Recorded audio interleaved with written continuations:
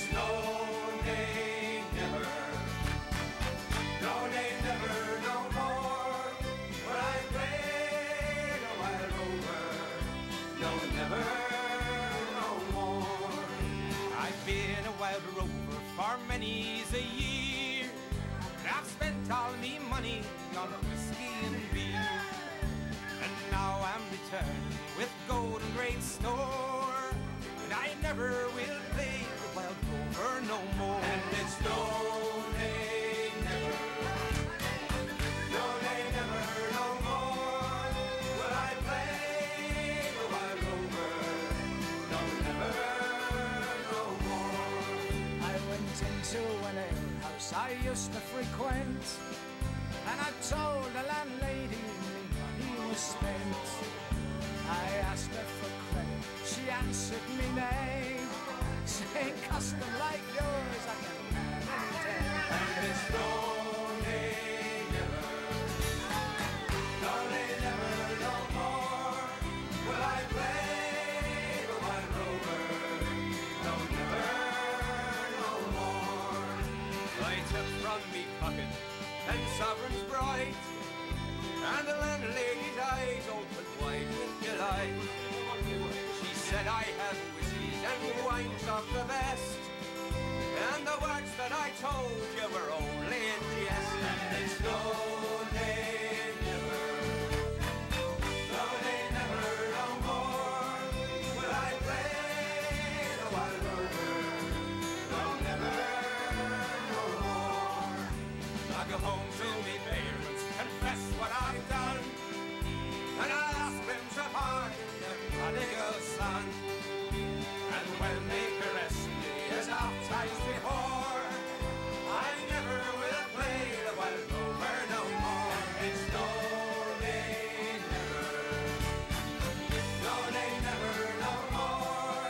Will I play the wild rover? No, never, no more. And it's no, nay, never. No, nay, never, no more. Will I play the wild rover? No, never, no more. Great, just find it.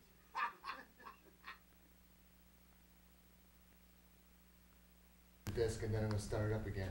I got split. Good evening, and welcome to tonight's edition of Issues in Safety. I'm your host and producer, Joe Fitzpatrick, and I have my co-host, Colleen. Colleen, thanks for coming on. Hi, Dad. What are we doing here tonight? Sitting on a TV show. You know, we're doing our annual Christmas safety show. Right, and how many years is this? 8, I believe. This is our 8th annual Fire Safety Christmas Show.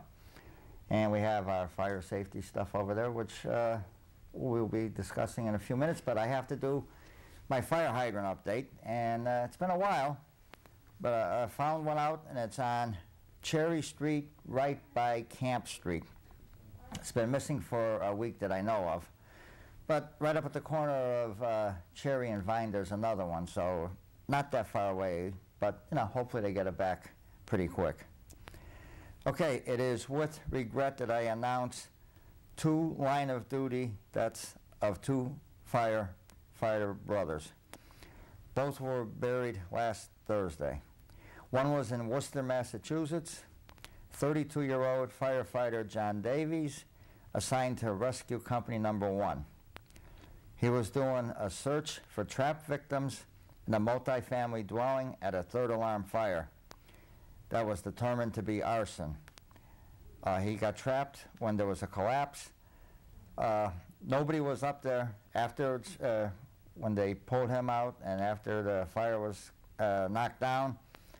And they went in and did their investigation. They searched and there was nobody in there. So he died doing his job. Also in Mount Vernon, New York, 54-year-old Kevin Towns died of a heart attack at the scene of a fire in that city. Just responding, he was out on the front yard and he collapsed and died of a heart attack. Okay, like we said, Colleen and I are going to educate you tonight on our 8th annual Fire Christmas Safety Shows. We have many main concerns on fire safety throughout the year, but Christmas time, there's more problems that can go along. There's more electricity that's being used. There's frayed wires and extension cords. People have to be vigilant on how they decorate trees. They just have to be very careful on what they do. Okay, hopefully you haven't had your house, had a Christmas tree in your house for 2 or 3 weeks yet, if it's a live tree. What happens with live trees, Kyle? After a while, they get dry and their bristles, or whatever you call them, they're falling off, and they just become a lot more of a hazard after having them in your house for a long time. Right, they become brittle. You know, I know people that go out right after Thanksgiving and they buy a live Christmas tree, put it in the house, get a couple cold days like today, and you have the heat up, and they might have it next to a radiator. That's going to dry it out real quick. And what do I need to do with a live Christmas tree? Make sure that it always has water. Right. Okay, when you get the tree, bring it home.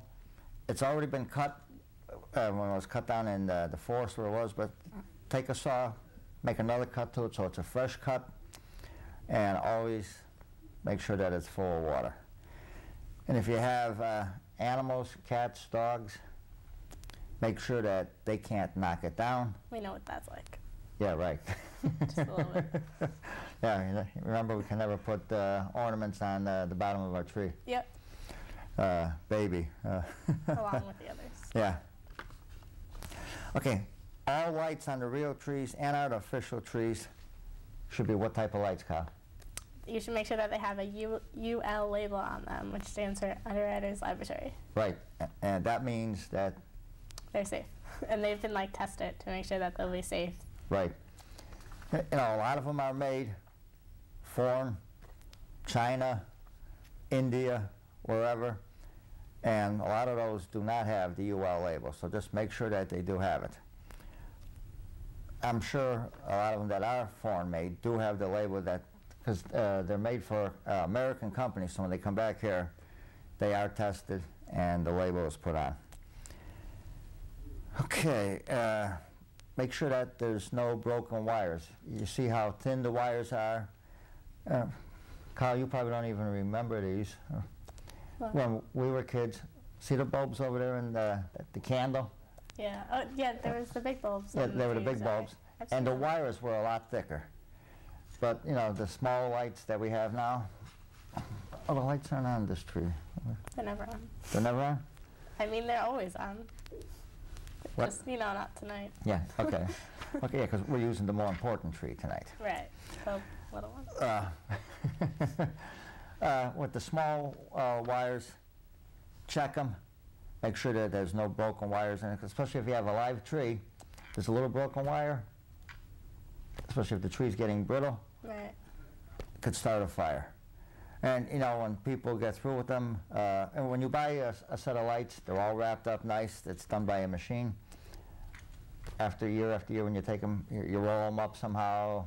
In a conjangled mess. Right, and something could happen where they're not stored properly, broken wires, so just check them before you put them on. A lot of lights are indoor-outdoor lights. So you might have used them indoors last year, you're using them outdoors this year. So, especially if they're outside, there could be a problem. With all the snow we got last year. Yeah, right, yeah, exactly. Yeah, because the day after Christmas we had the big snowstorm, the 26th. Really? Yeah. Merry Christmas. Yeah, right? Hopefully we don't have it again this year. Yeah. Okay, when no one is home, all lights should be unplugged. Because, again, if there is a fray in the lights, or it could just be a regular short, when you leave your house, you should always unplug anything like coffee makers. Coffee makers are notorious for having fires. They should be unplugged all the time. I know a lot of people say, oh, yeah, we got a clock on it, and we'd have to reset the clock. Well, everybody has a coffee maker. I'm sure they have a microwave. There's a clock on that. So use that one. Or just get another clock.